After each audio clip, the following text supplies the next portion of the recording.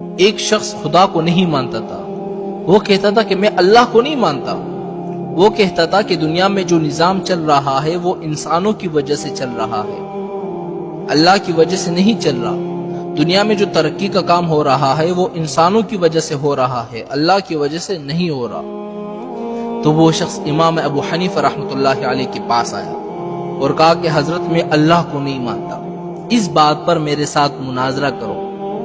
اگر آپ نے ثابت کر دیا کہ اللہ ہے, موجود ہے, تو میں مسلمان ہو جاؤں گا.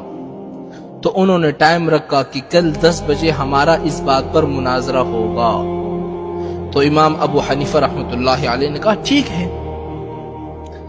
تو جب صبح ہو گئی تو وہ شخص فکس 10 بجے اس مقام پر پہنچ گیا جہاں پر مناظرہ ہونا تھا.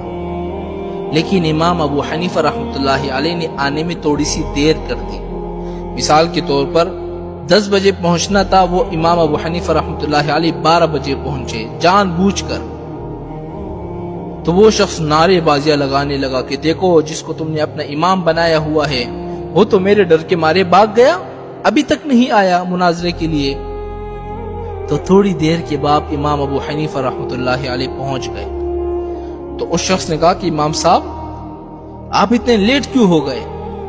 تو امام ابو حنیفہ رحمۃ اللہ علیہ نے کہا کہ میری بات سنو, کہ جس جگہ سے میں آتا ہوں یہاں تک راستے میں ایک دریا پڑتی ہے. تو جب میں دریا کے پاس پہنچا میں نے وہاں دیکھا کہ ساری کشتیاں جا چکی ہے, اب میں یہاں پر کیسے پہنچتا؟ تو میں نے اللہ سے دعائیں کی, اللہ کے سامنے گڑ گڑایا, اللہ کے سامنے رویا. تو پھر میں نے کیا دیکھا کہ ایک درخت خود بخود کٹ رہا ہے, خود بخود کشتی کی شکل اختیار کر رہا ہے, خود بخود میرے سامنے کشتی تیار ہو رہی ہے, میخیں لگ رہے ہیں اور ایک کشتی کی شکل میں تیار ہو کر میرے سامنے آ گئی.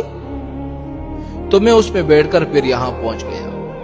تو وہ شخص کہنے لگا کہ یہ تو پاگل نہیں ہو گیا, ایسا بھی ہو سکتا ہے کہ ایک درخت خود بخود کٹ جائے, خود بخود کشتی کی شکل اختیار کر لے, خود بخود اس پہ میخیں لگتے رہے, خود بخود آپ کے سامنے آ جائے, یہ سے ہو سکتا ہے؟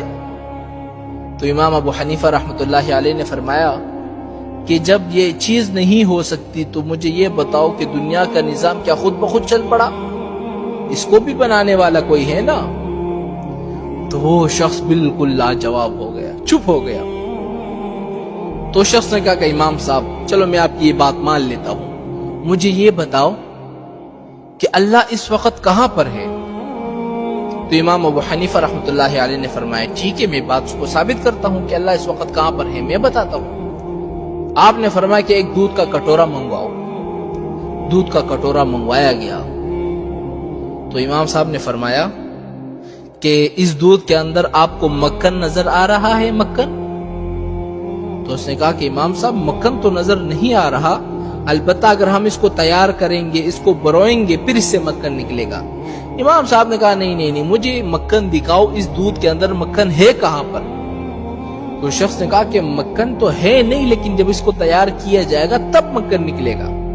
مکھن اسی دودھ سے نکلتا ہے نا میرے بھائیوں. تو امام صاحب نے کہا کہ نہیں مجھے مکھن دکھاؤ. اس نے کہا مکھن تو فی الحال نظر نہیں آ رہا. تو امام صاحب نے فرمایا کہ جب تم اس مجازی چیز کو نہیں دیکھ سکتے تو تم اس حقیقی خدا کو کیسے دیکھ پاؤ گے؟ وہ شخص بالکل چپ ہو گیا, لاجواب ہو گیا. تو شخص نے ایک پھر سوال کیا, چلو آخری سوال امام صاحب, پھر اس کے بعد میں مسلمان ہو جاتا ہوں. اللہ کا رخ اس وقت کہاں پر ہے؟ تو امام صاحب نے فرمایا کہ چلو ایک موم بتی منگواؤ. موم بتی منگوائی گئی. آپ نے فرمایا اس کو جلاؤ. جب جلائی گئی تو امام صاحب نے فرمایا کہ اس کی روشنی کس طرف ہے؟ جب موم بتی کو بندہ چلاتا ہے تو چاروں طرف روشنی ہو جاتی ہے نا. تو شخص نے کہا روشنی تو چاروں طرف ہے.